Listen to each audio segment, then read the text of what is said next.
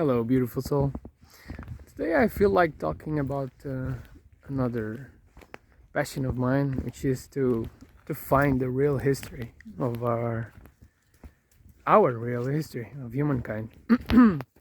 And if you went to a mainstream school like I did, and you were taught where they teach us that the civilizations only started around 5,000 to 6,000 years ago.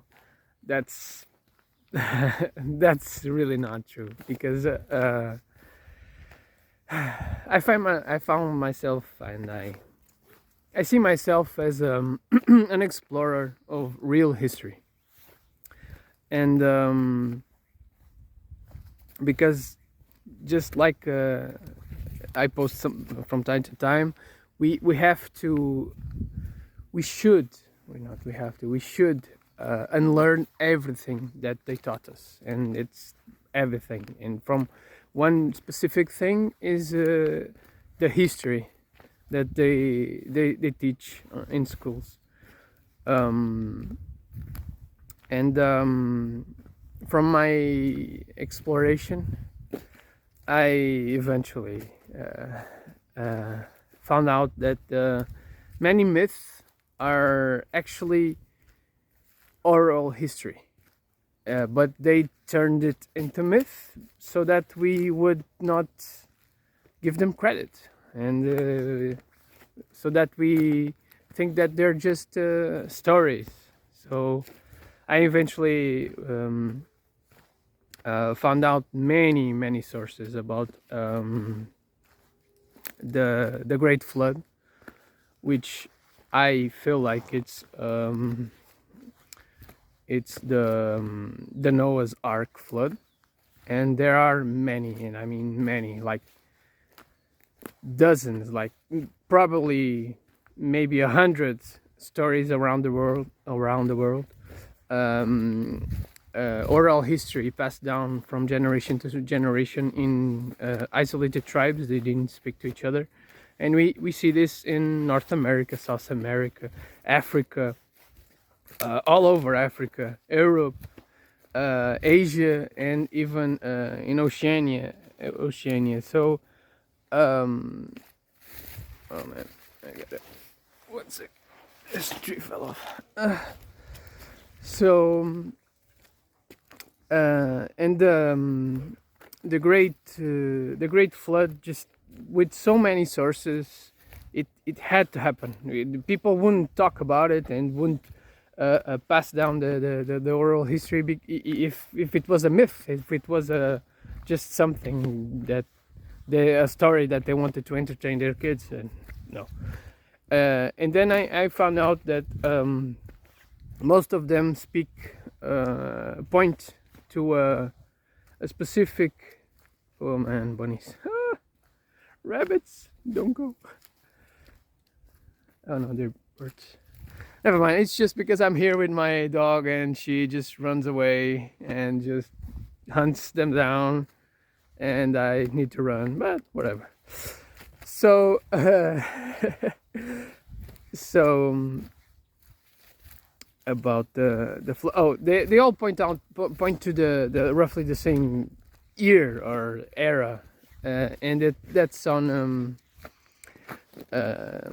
it's around 11,900 years ago, maybe 12,000 years ago, which is 9,600 BC or something around that year.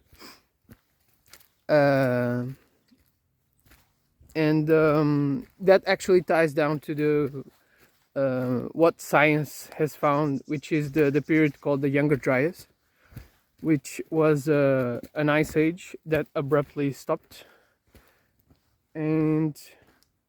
or abruptly started. I'm not entirely sure. I need to study that, but it all points to that era, and that era is connected to another important information, which is the precession of the equinoxes. and this is a cycle of the that is can be seen on Earth, and this is not just an Earth cycle; it's a solar system cycle, because the planets run around, circle around the sun. They it's the solar cycle, it's not the planet cycle. But anyway, this the precession of the equinoxes is a measurable thing that nowadays the North Star points north, but on other times there are other stars that point north, which are Deneb and the Vega, and I believe it's the Draco star. So this confirms that the sun and the Earth have one big cycle, and this cycle is 24,000, roughly 25,000 years ago, years old. And so we have midpoints, and the midpoint of a 24,000 year cycle is 12,000 years. And what happened 12,000 years? It was the Younger Dryas, or the Great Flood. And why did I mention this or connect all of this? Because before this happened, we already had civilizations here on Earth.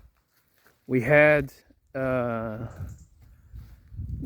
from what I found, many people found, we had Atlantis. Atlantis is another myth, but it was a real civilization. It was not just a city. It was a civilization present on every on the planet, on every part of the planet, or majority part of the planet. And I also found out that we had the Lemuria civilization. They were probably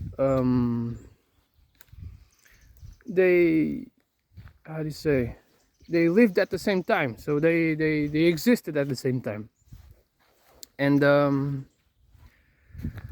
they were also evolved. Like they on school, on history and everything, they teach us, we are the most advanced civilization ever, but we're not. We are being programmed to believe that, or they try to believe that, but there are many of us already finding out the truth. But and the truth is that there have been civilizations prior to us, thousands of years ago, tens of thousands of years ago. And it's hard for us to understand how much, while we live around maybe 100 years, and most don't even go to that. Oh, nice stream. Stream. It's hard for us to even imagine how much is 200 years, how much is 500 years, how much is 1,000 years, let alone 12,000 or 24,000 years. That's a lot to take in. That it's so many stuff can happen on 1,000 years, let alone 12,000 years. And that's just what I found. It's that there were civilizations prior to the Younger Dryas, and we not only have the oral history, but we also have buildings. One of the most recent ones, or whatever, it's the ancient site of Göbekli Tepe, which is located in Turkey.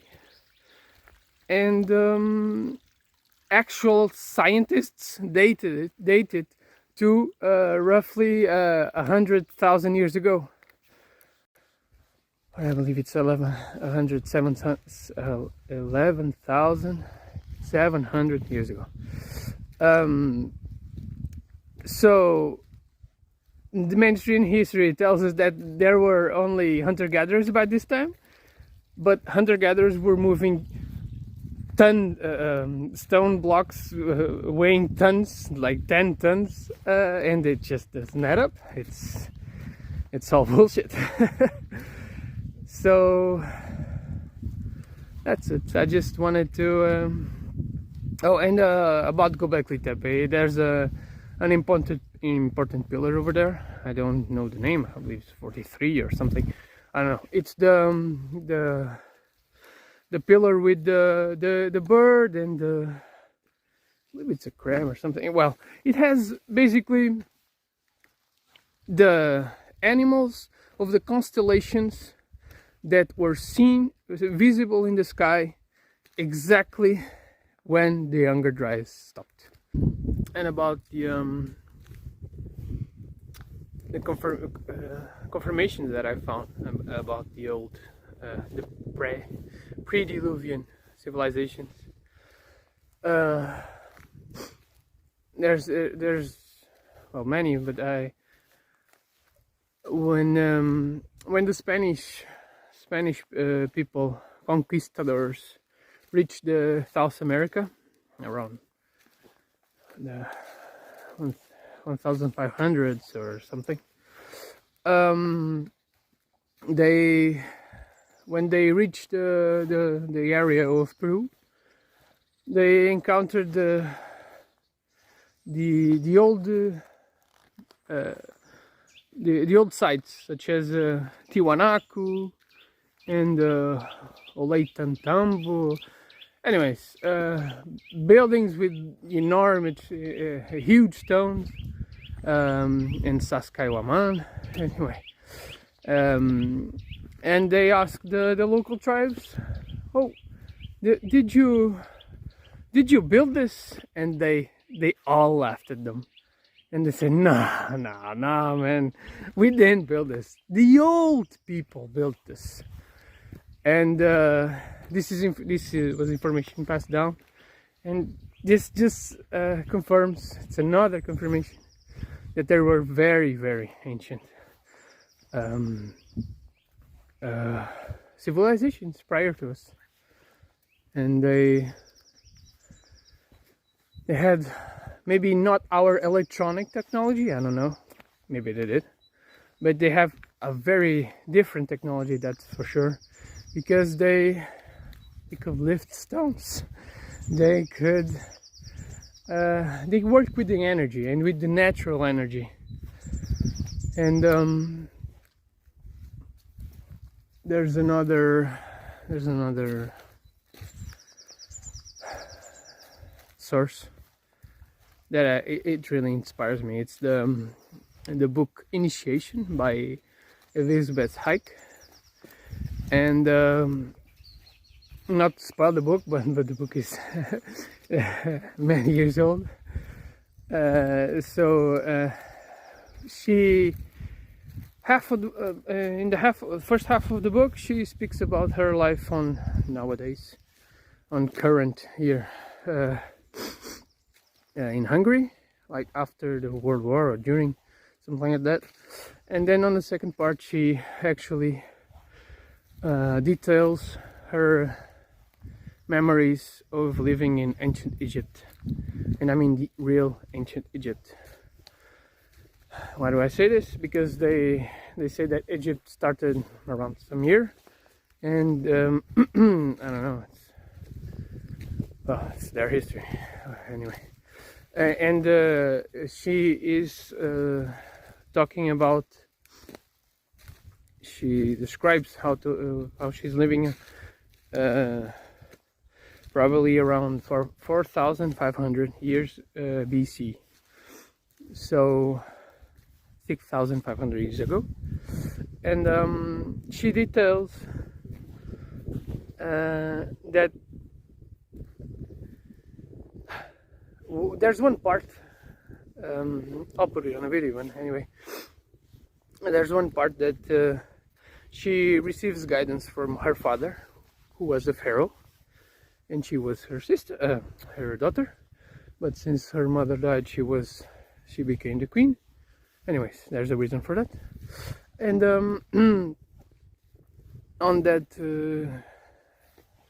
what her father says is that before there was another civilization before the Great Flood, and when the Great Flood happened and their continent sunk, which ties to the Atlantis continent submerging, sunking into the ocean. When their continent sunk, they went. Some survivors stayed and contacted the local tribes to teach them how to be a civilization, how to build agriculture, building, architecture, anything. And it's another source that I really feel inspired, because it's not like, oh, I found this and we have a rock, and then no, she details everything in first person. And she actually details how they did the initiation process in the ancient mystery schools, and it's just wonderful. It's another confirmation, and that's it. That's what I wanted to say. Please let me know what you think about it. Thank you. See you next time.